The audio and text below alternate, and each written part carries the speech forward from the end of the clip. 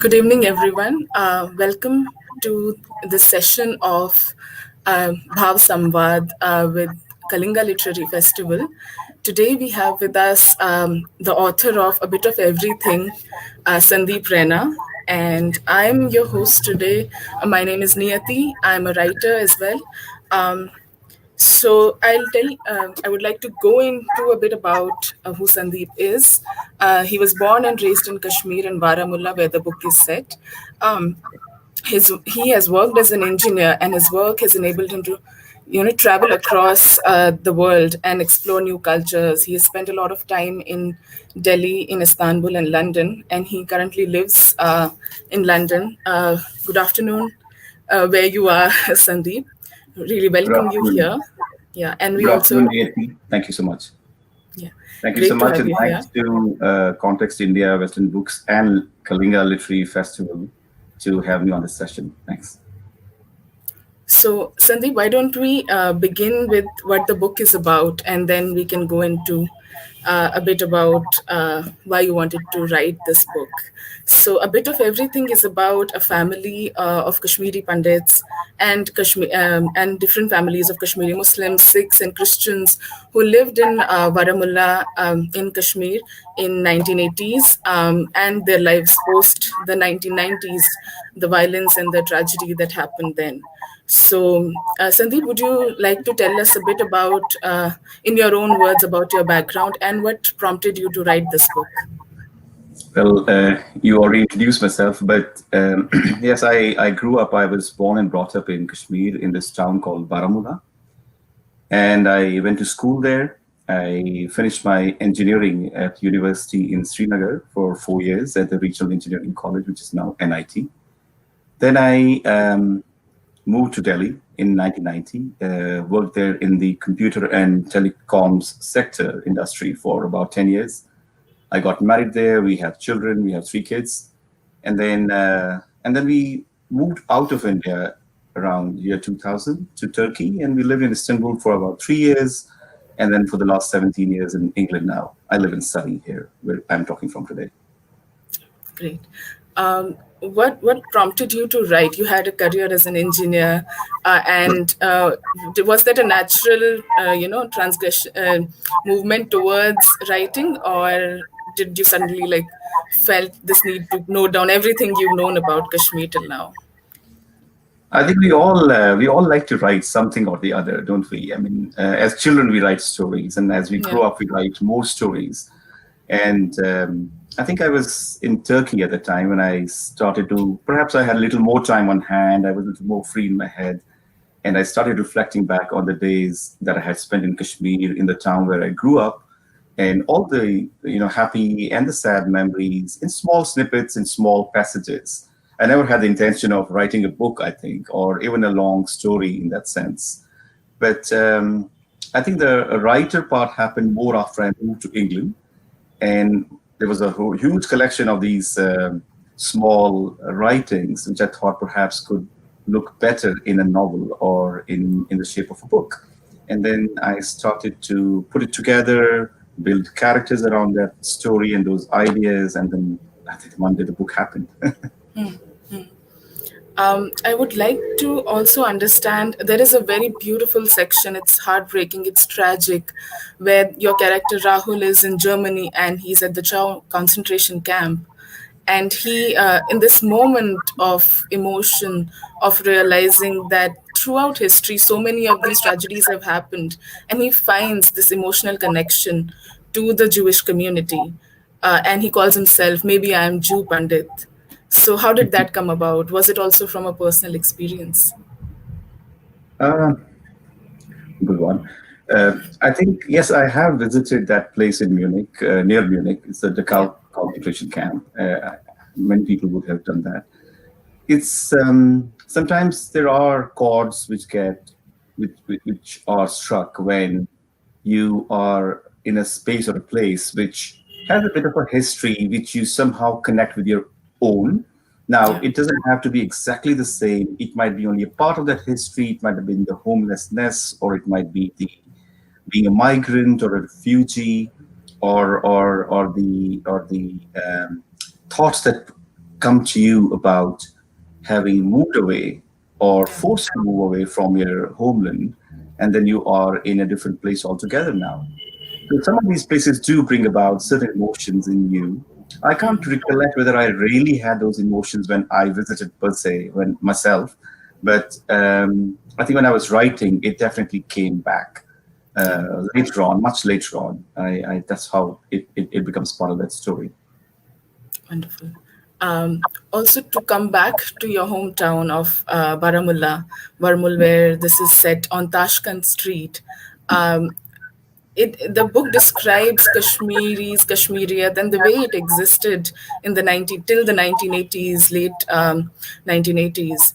Uh, did you like for how long did you grow up there, and what were the experiences that we find walk into the book as well? I'll always say that when we write fiction, it derives from the real world. It draws from the Yeah. real world, from the real conversations, real experiences of things that you've heard and overheard, Yeah. things that you've experienced. But much more than that is the feelings that you have experienced in a place that come forth, when you're writing.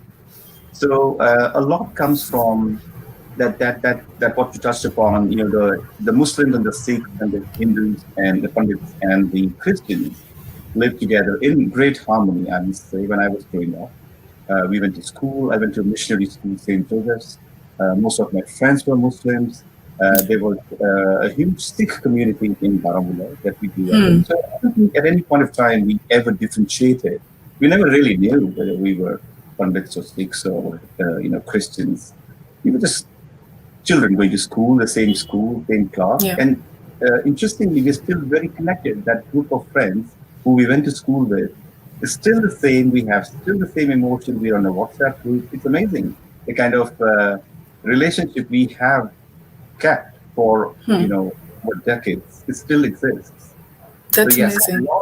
a lot of the things that have been mentioned in the book are derived from the real world.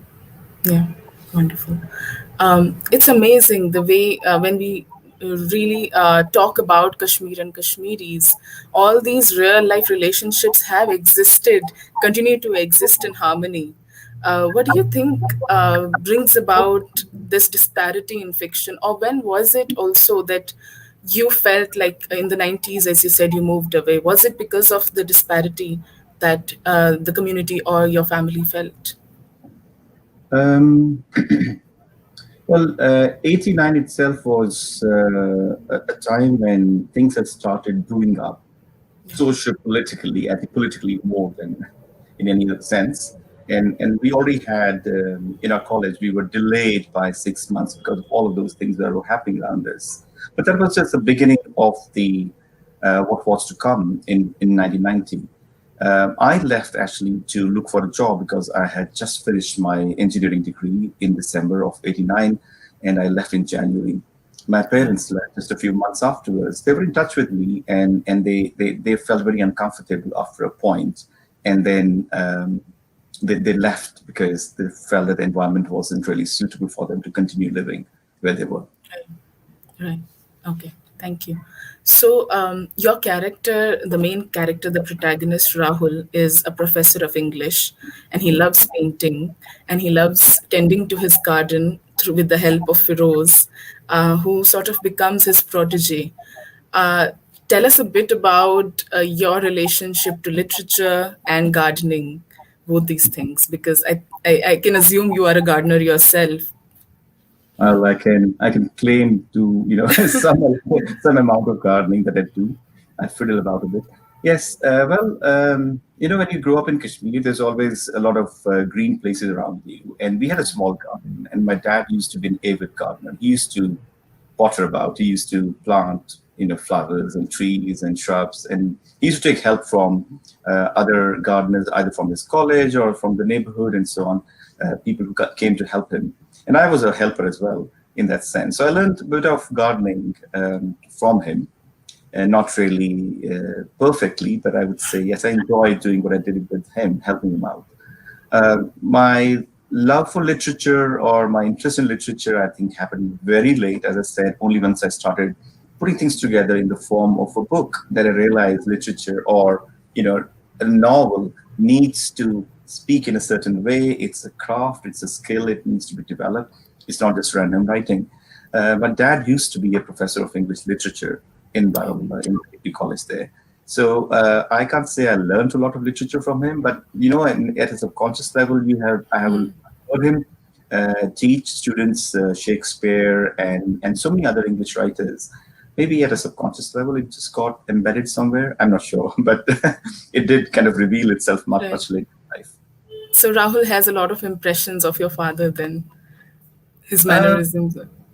there might be some of it, Yeah, but then again, let's say the characters in a book are a bit of everybody we know and a bit yeah, of yeah. everybody that we have observed, and it kind of forms the character. So, my next question is about so the book begins with the sentence refugees run. So, and you have also been a refugee, a Kashmiri Pandit refugee. You've also been a traveler. What are the differences you found in both, like being a refugee and being outside home and being a traveler? Um,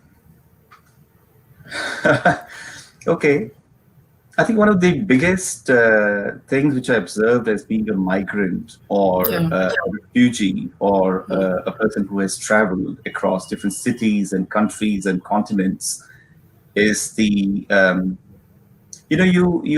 give up a lot of your prejudice. That's the first thing I would like to start with. You grow up with a certain culture or a certain set of ideas, ideologies, and then you realize when you move away from that place that there are other things, more wonderful things as well, and are as wonderful or more wonderful, Yeah. which you need to um, experience, adopt, and perhaps appreciate. And that's the biggest change that I felt in myself when I kind of moved away from Kashmir into Delhi, spent a lot of time there in Turkey, then in India. So there's so many different ways of living life. There's so many approaches to life, and everything is good. And if you can get a little bit of all of these, why not? I mean, you do not have to have this, and then you can't Right. have that. You can have a lot of those things. Pick what you want from all those different experiences. Is what I would say. Thank you. Thank you. That's very insightful. Um, I want to talk about the characters in the book. Yeah. This character of Ragini is especially fascinating because the Kashmiri society, as we've known it, is has always been about. I mean, there has been a lot of how do I put it? A liberation for women as well, in terms of they are equally educated and all of that. But when you talk about Ragini, she is a character who's just trapped in time in the 1980s, and she's stuck to the chula because her mother has passed away. But she decides to rebel against all of that. She decides to rebel against the Kashmiri Pandit good girl norms. So, like, what inspired you for that character? How did that come about? Real world. That's a very good answer. There are a lot of people, and I'm sure you come across many such girls who are Yeah. trapped in those situations. Yeah. I would say there are families who don't deliberately do this, but who end up having their children or their daughters in roles Yeah. which those girls find very oppressive. And here's this girl cooking for a very large family, and without anybody else having consideration that this girl is very young and may have other aspirations and may have other desires in life. So it's her she has certainly has desires that she expresses them in more than one ways, and then in the end, when she just can't get her way, then she kind of does something extremely drastic and seeks her freedom, as we may want to call it, her azadi. Yeah, definitely. Definitely. That's the word for it. Um, so, my next question to you would be how do you perceive the return, the last section of the novel? Because I would just like to add a bit before I pose the question that return for Kashmiri Pandits is always as outsiders looking into the valley after so many years, being welcomed as tourists and being told, oh yeah, aapka hi ghar hai, and you're most welcome back again. You know, you should have never gone away.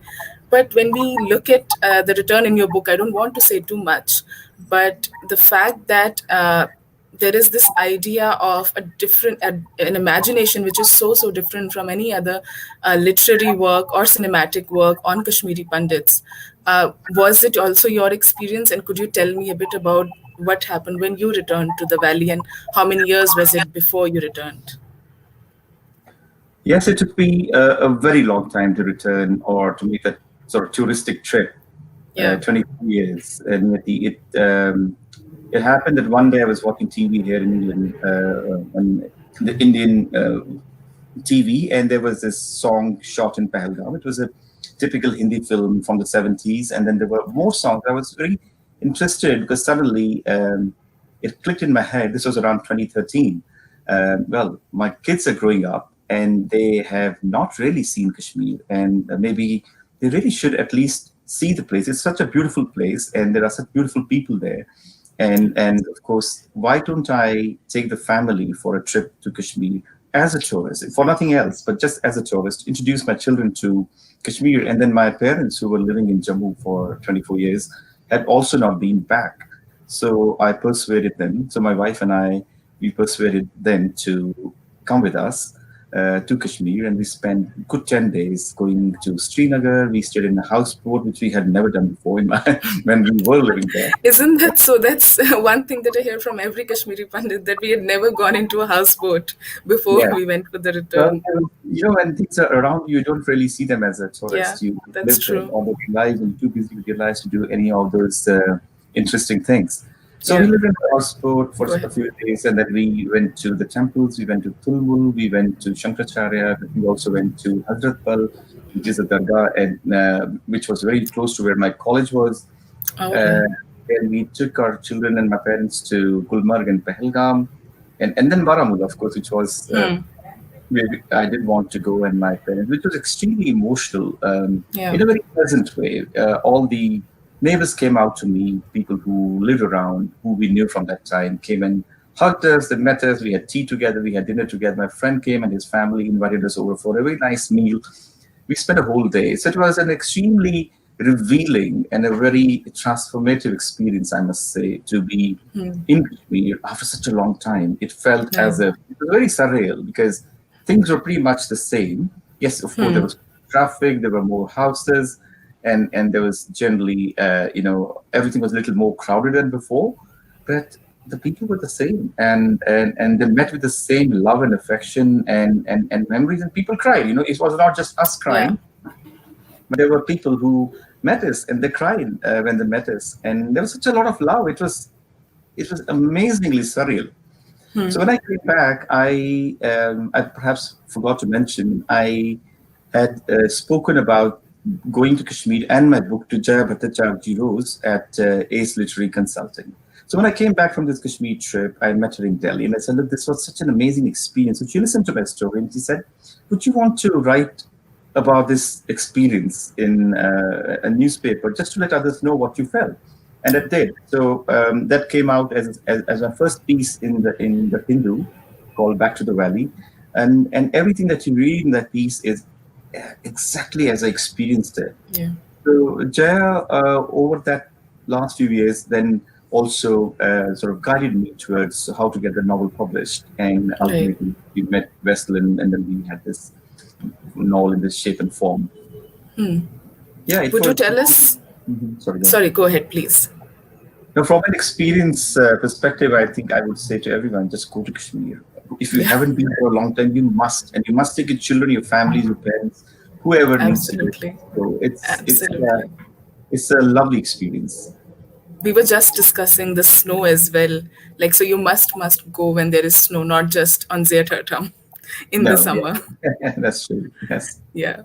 So you mentioned a bit about the writing process of the book, how it was working with Jaya. So would Yeah. you also like to tell us the entire writing process? What is it like for a debut writer?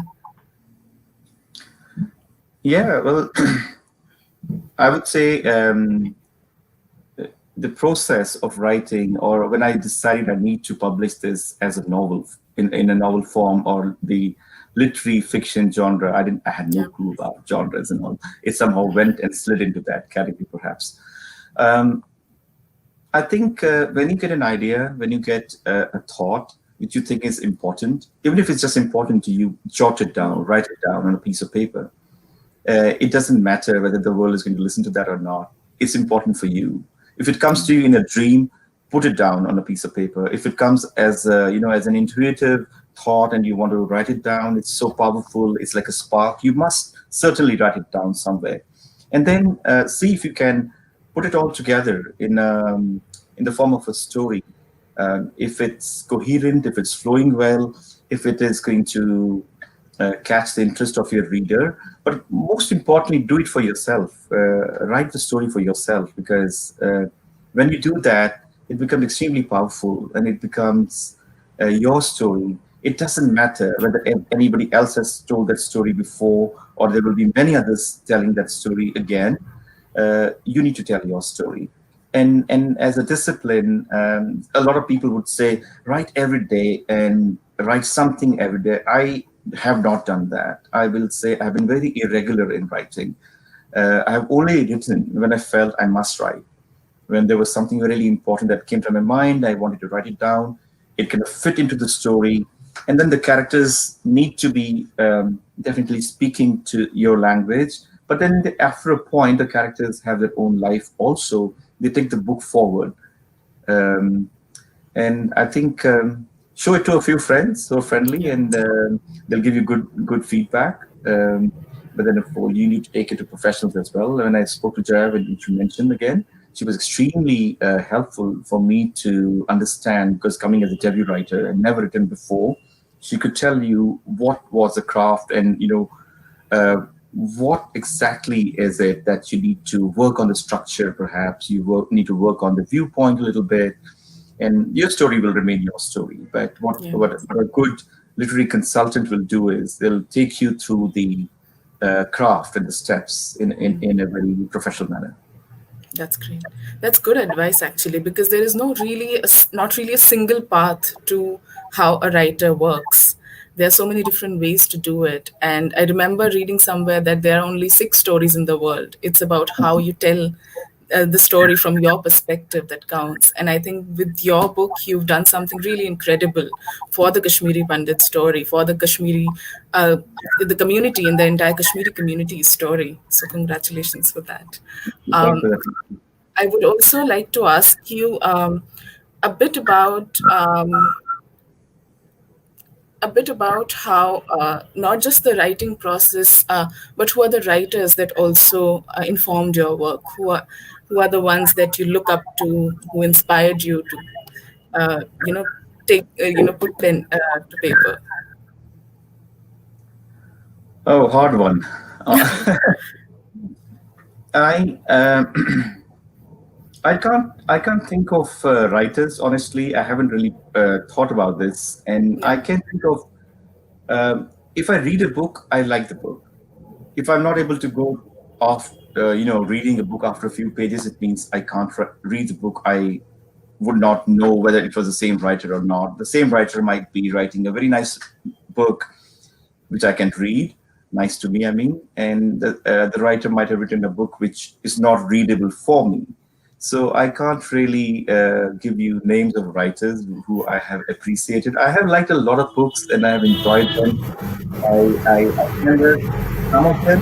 I remember some aspects of some books or some angles in certain books, but no, I wouldn't be able to tell you exactly who inspired. But not to worry. a lot of books have inspired me. I would say a lot of writing has inspired me. Yeah. Lovely. We also have the concept of home is so central to the book.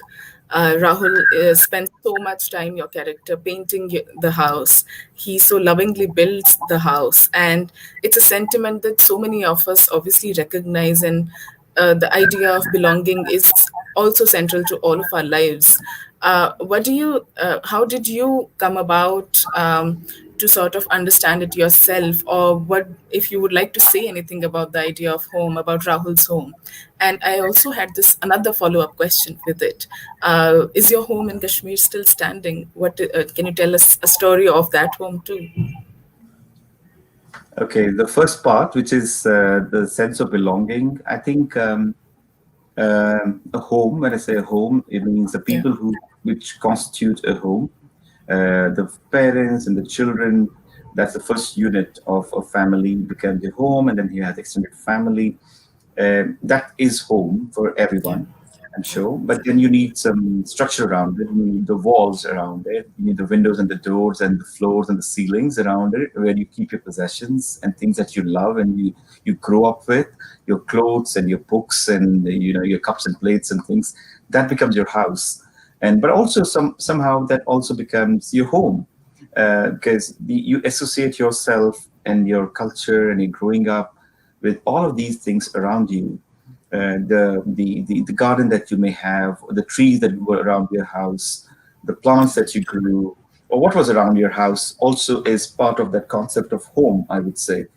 Um, Yes, when that gets snatched away from you, which may happen of your own will, a lot of people move away from their homes and yeah, their houses, yeah, and they go to bigger cities or other countries. They go abroad for work or for other reasons.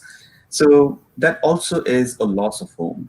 That also is a loss of that original place where you grew up, where you were born, where you had memories. So everybody has that loss. I think everybody in this life who has moved away from their home or that house has that loss.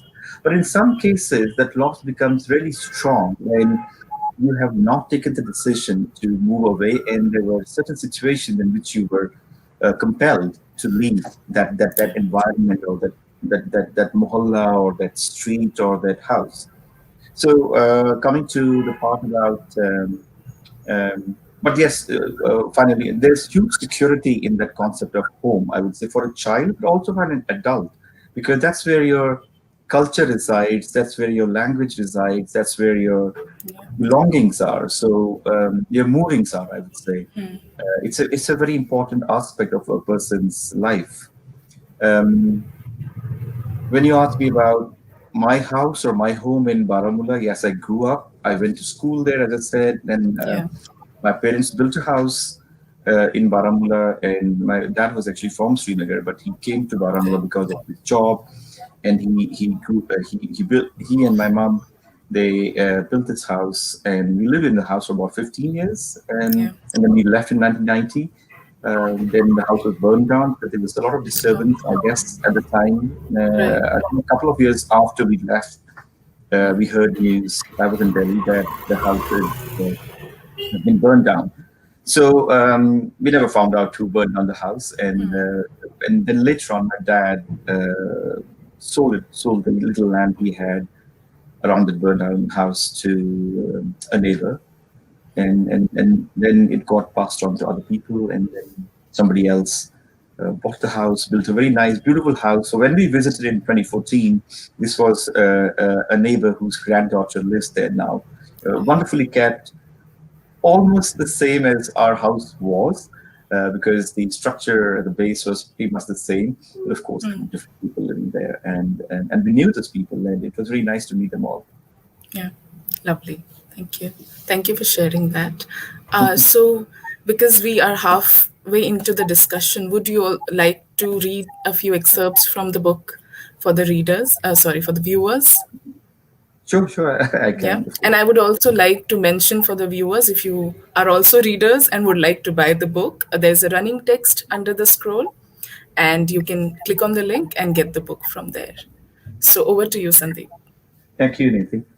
So I'll read a few excerpts, four excerpts here.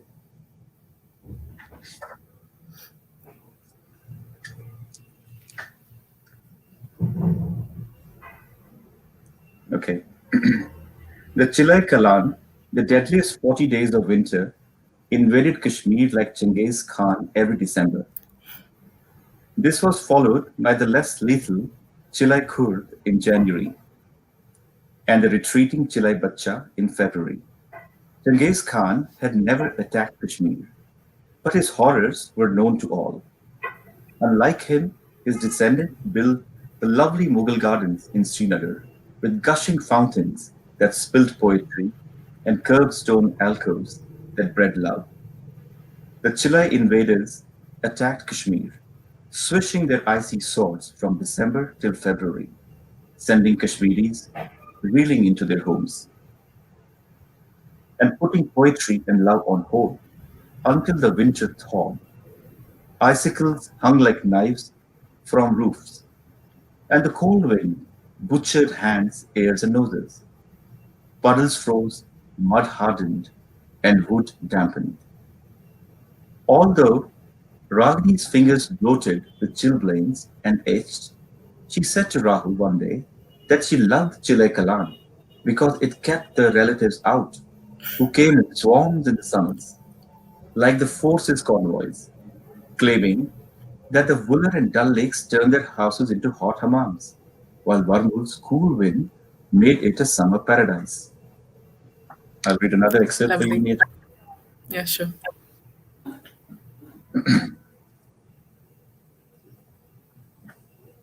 Rahul stopped painting.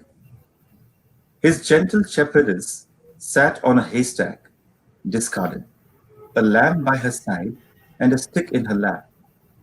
There was color in the mountains behind her, but the sky was not yet painted. The lamp was painted, but a haystack was not. The shepherdess's ferron was filled in with color, but her shalwar was not. She had the face of Virgin Mary, and the haystack and the lamb were straight from Bethlehem. But the ferren, the apples, and the mountains were Kashmiri. Rahul waited for the mayhem to end so they could leave. That was all he wanted. With him, the pile of boxes, bundles, and trunks waited. The entire house, packed and unpacked and packed again, waited. The things of the house had lost their order. The house had lost its beauty.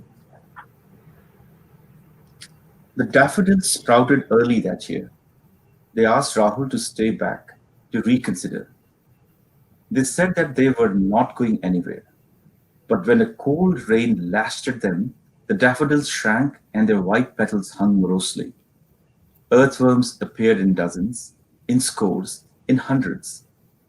Hungry crows perched high on red brick walls, swooped down on the earthworms as they wriggled out of their mud homes. Thank you. There's another small Yeah, sure. fact here. That first night in their new home, they slept on bed sheets spread out on the floor. Someone cried. Rahul looked up. It wasn't Raju. Snug between Dura and him, their son was breathing evenly. Dura had her back to Rahul, but she wasn't moving. He heard the crying again. He could make out the outlines of the things that had traveled with them from Varmul. The sheets stacked on top of each other, the pillows, the photographs they had brought along, the wall hangings, and the two chairs from the black sofa set. All their things were crying softly. They had woken up and were speaking to him, beseeching him to go home. They wanted to be back where they belonged, not here in this Barsati set.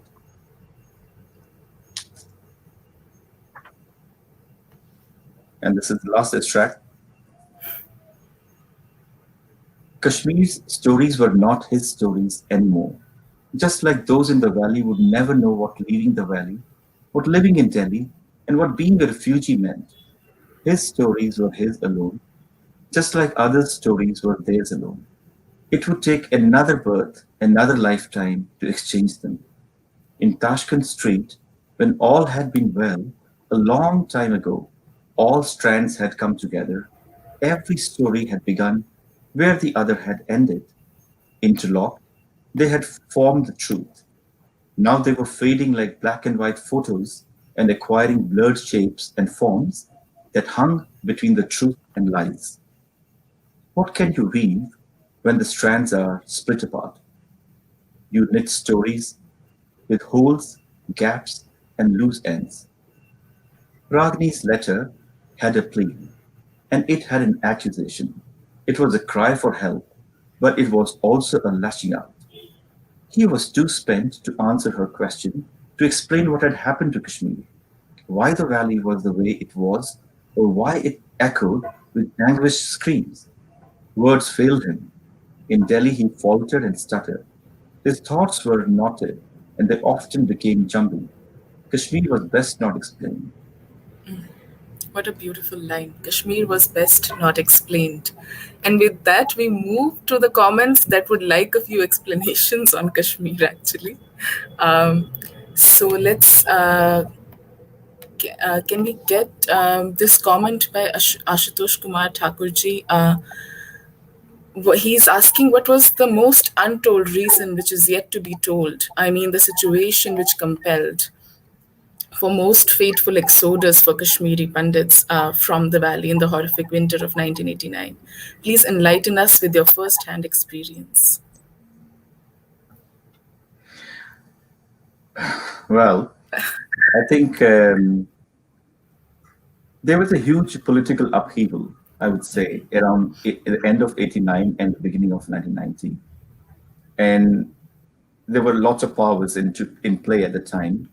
Um, and it was not just political, it just became a little more than political at points. And that instilled a fear among the minority community that things were not safe for them any longer. There were a few killings, and that really triggered a feeling of fright. But this could happen anywhere in the world. Minorities of any kind can feel very easily disturbed and affected by what happens.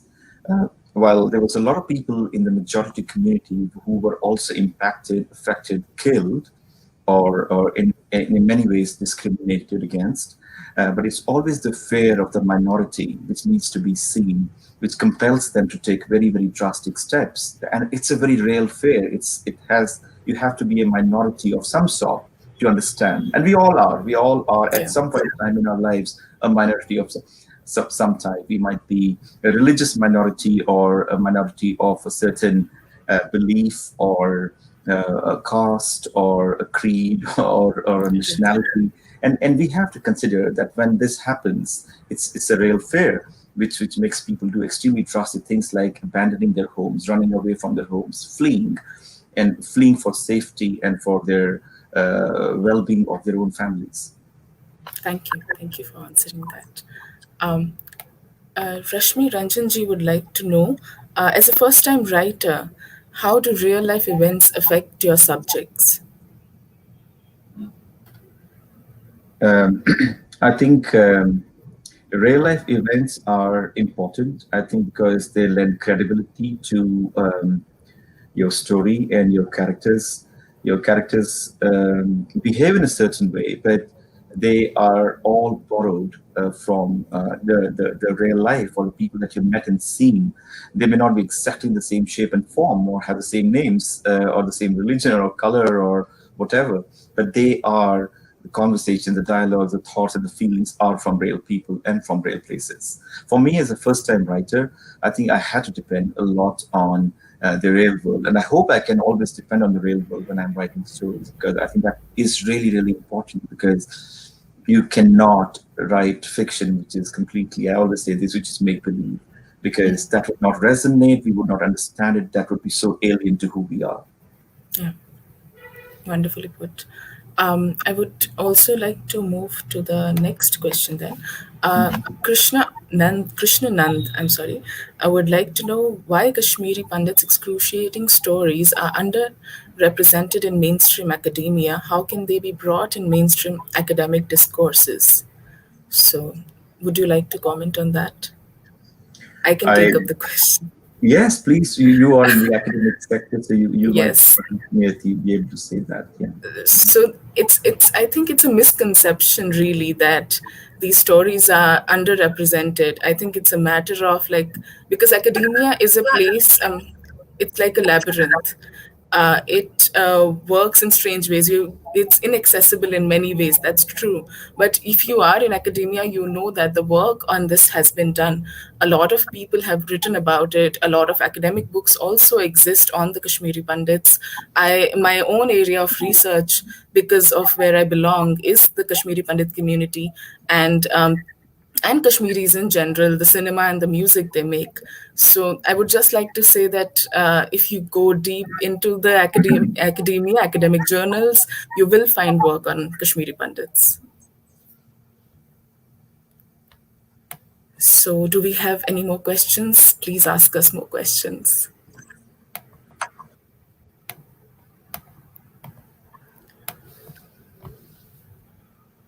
Thank you, Sujata Warrior. She says the concluding line speaks a lot.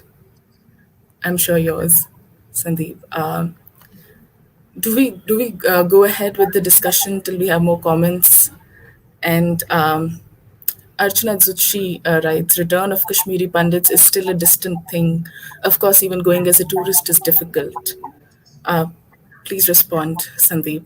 I think we discussed it as well, but if you would like to add more. I think nothing's impossible and nothing is difficult in this world. It's True. entirely up to us how we want to perceive things, what is our take on the situation. No problem is so complex that you cannot solve it. It's only when there are our own demons which prevent us from solving a problem that it stays a problem. So on the Kashmir topic and Kashmir Pandits returning, it's a decision that the individual has to take. First of all, um, whether they can move back to a place, to a home or a city or a town or a street where they used to live of their own choice. Is anything preventing them from doing that? Is there any environment which is not conducive to their living? That needs to be found out. Of course, the support from the governments and the support from the administration and the local people is very important, very critical to make it happen. But I think the first step is the person's own, Yeah. and it starts from here. More than the physical step, I think it's the mental step and the mental barriers that we have built over the years because of the stories that we've heard, because of the True. personal tragedies that we have undergone or the people have undergone. Those need to be overcome. You got to move on from those. If you really want to return, if you really want to become part of the system and society once again, then a lot has to be done to recover from your own mental state and be able to go with a very open mind, a fresh slate, and start thinking about what are the steps I need to take to resettle myself and my family in that place. Rest will follow, of course. People will come and help and support, and there will be governments which can be moved to do things. In the end, the governments are made of people like Yeah. us. So when my mind changes, the family's mind changes, the city's mind changes, and then everything else can change from there on. Wonderful. Absolutely. Very well put. And I would like to add to that that once you are past the mental barriers, once you realize that, there is really a way to go to Kashmir, I would suggest you go during Zait Ashtami in May or June. It is the best time. It sort of feels like what Kashmir would have been if we had been there, because the entire community goes back and you meet people in the same village who would have been your neighbors, even Kashmiri Pandit neighbors, Kashmiri Muslims. You find out you had so many relatives you never knew about. So I think that's a great time to visit. Yes, there is absolutely. I would agree with that, Niyati. I think nothing stops you from visiting and rediscovering Kashmir. Of course, I say rediscovering because it has changed. I mean, Yeah, the place of course. changes. Over 30 Yeah, years, the climate and the mountains and the weather might not have changed, but the temper changes, the people yeah, change. There's the absolutely. culture change and the language also undergoes a lot of change. So you have to now understand the new Kashmir, I would say, and it's not the same Kashmir I left in 1990. It's Yeah, a different Kashmir. I have to adapt to that, and I have to appreciate what it is yeah, for what it is right now, rather than think about what it should be or what it could have been. exactly. That's very difficult Absolutely. to achieve. You have to take Yeah, things as they are given to you, and then move on from there and build on top of that. Absolutely. And I think the loss of Kashmir that you speak of is not one community's alone. The Kashmir that was in 1980s is a Kashmir that every Kashmiri mourns together. So I think that would be a very good place to begin this discussion of, going back whenever you do for our viewers. It is absolutely. I think we always look back into our pasts with a lot of Yeah, nostalgia. I would always say, let's look back at the pleasant memories. There was a lot of good things that happened in Kashmir when we were living there, when other people who have undergone a lot of tragedies, people who stayed back in Kashmir in the valley, or who could not move out of the valley for various reasons, suffered a lot. And let's come to an understanding of that suffering as well, because once you understand the Kashmir context and situation in which people have been put, um, there is there is a way forward. You can build better bridges. But by just repeating your own story, whichever community you might belong to, true. is not going to help you build that bridge, because you have to move forward. You have to embrace each other's pain, and you have to also embrace each other's experience to move forward. Absolutely. To building bridges and embracing experiences. With that, we move to the next question. Kartika would like to know about cultivating empathy as a writer. Thank you, Karthika. Now, Karthika has was the first publisher who who appreciated the book, and she wanted to publish. So, Karthika, I must thank you here publicly now and say thank you so much for being my publisher and wanting to publish this book, having faith in the book, and taking it on this new journey. So, when you say how do you cultivate empathy as a writer, I think. More than cultivating empathy as a writer, I think you need to cultivate empathy as a human being. Because once you do that, it's going to flow into your writing, it's going to flow through your words, it's going to flow through every action that you do. We would be very selfish in this world if we were to only look at the world from my own viewpoint or one's own viewpoint. We have to, as human beings, be cognizant of the pain and the suffering and the experience of other people as well who are not you. Whether it's somebody in your family, your wife, your children, your parents, your sisters and brothers, but beyond that, your communities, your streets and mohallas, and then the cities and the towns, we have to be conscious of other people's pain and suffering as well. To be able to then express that in words happens naturally, I think. Once you build that inside you, it becomes part of the story as well. Lovely. So we move on to the next question, which is by Shirali. Which part of the book was most cathartic for you as a writer? Right. I think Without spoilers. I think every part of the book was based on lived or heard or experiences that or feelings that I had experienced. So I would say putting it down, every page was cathartic in one form or the other. It helped release a lot of emotions, but I would say release emotions in a way which would only help me, and along with me, a lot of other people to understand how to perhaps move forward with this situation that we are all trapped in. Or when I say all, I mean all Kashmiris, which includes the Right, Muslims and the Pandits and the Sikhs and the Christians. right. So the next question is by Omika. She asks, what would you like to tell the next generation of Kashmiri Pandits who have never known life in Kashmir? It's a heavy I, one.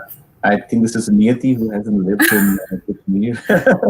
Is the generation who hasn't, and my daughter who hasn't, and my twin sons who haven't lived in Kashmir. I would say experience Kashmir for what it is. Don't go by the stories. Of course, you should listen to the stories that your parents and grandparents have to tell you, because that is history, that's culture. There's a lot of that which you must understand. But step into the real world, step into the real Kashmir, and observe it with your own eyes, right? Yeah, Experience the people, listen to them, listen to the songs, and see the dances, float on the Dal Lake yourself, ride a shikara, take a boat and paddle away. climb the mountains. Young people can do so much with their energy, right? So go and visit the temples and the gurudwaras and the mosques and the shrines of Kashmir and experience that yourself. You do not have to go by what other people's experience, because every human being is unique, and his or her experience is unique. So young people, I would say, take your energy to Kashmir, go and figure it out for yourself, and then see what it leads you to. Niyati, you can perhaps add to that. You've been yourself to Kashmir. Yeah, I think for me also the first time it was a cathartic experience for my parents, because they not only were able to show their children what they were as children, where they lived, where they grew up, the community, and the very air of Kashmir is so different that that's the thing that hits you first when you go, right? The weather, and you realize, okay, humidity is a thing that need not exist everywhere. Delhi's humidity is just absolutely crazy. So that was my first impression. And to add to that, I mean, it's definitely something that I would also like to urge people to do, to go visit, to not carry the burden of your parents' histories, their stories, but carry them in your heart, and not in a sense that makes it difficult to experience Kashmir as it is right now. And for me, it also turned into a mode of inquiry. And I went back to do field research there, which was a different experience, because the first time I was under my parents' shadows, they were showing me where each lane and every other place was. And I was looking at it from their eyes. And I think it's the second time when I went back by myself that I was able to look at Kashmir in a very different way and experience it as I would experience any other place. But of course, with this emotional connect that I have to it. Absolutely, this is exactly what I wanted to say to all the young Yeah. people. We have a very good example, Niyati here, who went and saw Kashmir with her own eyes. Yes, of course, be conscious and be cognizant, respectful of the Yeah, experience of your elders and definitely. your parents, and they have some sad stories to tell you, and you need to know them because you do not want to repeat those stories. Yeah. Other people do not want to repeat those stories. So you need to know that these things can happen even when everything is normal. Things can go wrong, and how do you prevent them from happening again? That's why you need to know those stories. However, go with fresh eyes, with a fresh mind, write your own story. Yeah, thanks, Sandeep. So Ashutosh has a question on who can decide where in and in what circumstances should Kashmiri Pandits return to the valley, whether in exclusive colonies or in mixed neighborhoods. Uh, as much as I would like to say it's not a question for particularly us, if you would still like to respond, Sandeep, please go I'll ahead. try. I'll try. Well, I don't think anybody can decide. Yeah. I only say what I said before. It's me alone who has left my home, who should decide when and how I need to come back to that home. Whether I want to rebuild that home, whether I want to buy a piece of land and build another house, is now entirely up to me. Nobody's going to take that away from me, or from any Kashmiri, Hindu, Muslim, Sikh, or Christian who has left their home, forced or not forced, under duress or not, should have the choice or has the choice. I mean, there's nobody stopping anybody from going back and doing what they want to do. This is their home. This is, and as any Kashmiri Muslim or anybody who's living in Kashmir right now will say, this is your home, Yeah. and you're welcome to do what you want to do, because it's not that you are a foreigner trying to think about whether I should move to this country or not. This is where your ancestors were. This is where your memories are. This is where you have lived for a lot of us, and so nothing's stopping you from going back, I would say. Lovely. We have a very good question from Janani. She says, despite the trauma of being displaced from your home, what shines through your book are love and empathy. How do you hold on to that without being poisoned by bitterness or regret or hatred? Oh, gosh. It's easy to get led by bitterness and hatred and Yeah. a lot of negative feelings, because when you're very vulnerable and you've suffered, there are many hawks who are ready to pounce upon um, that feeling, that emotion of yours, and use it or abuse it, misuse it, I would say, to misinterpret it and use it for their own personal gain or agendas. There are a lot of agencies or there can be a lot of politics played with your emotions. So it's very important to have those emotions, have that suffering, but do understand that, not let that get used, first of all. And empathy and love is our human traits, and it's up to us how to breed them. How to Do we not do that in our own families? I always say this: do we not have small children Absolutely. who are not always well behaved, right? And when you raise them, you teach them, you work with them, and you tolerate them a lot until they become the grown-ups that they become, and you adore them all the time, and you then are proud of who your children are, for example. So that is one example I can give you of where do we not have love and empathy for our own kith and kin, even when they are their worst behaved, widely behaved. We do that. So what prevents us from having that empathy and that love for the neighbor, or for the person across the street, or even in the next country, or whole wide world? I think it's a trait which we all need to breed, perhaps, and get over our own resentments and bitter feelings. And why not? I would say, why not? Everybody should exercise this. Yeah, absolutely. Great advice. So, with this, we have time for just one more question if anyone would like to ask.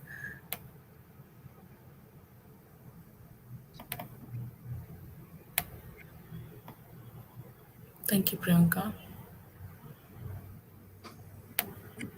So, looks like that's all the questions we have for today.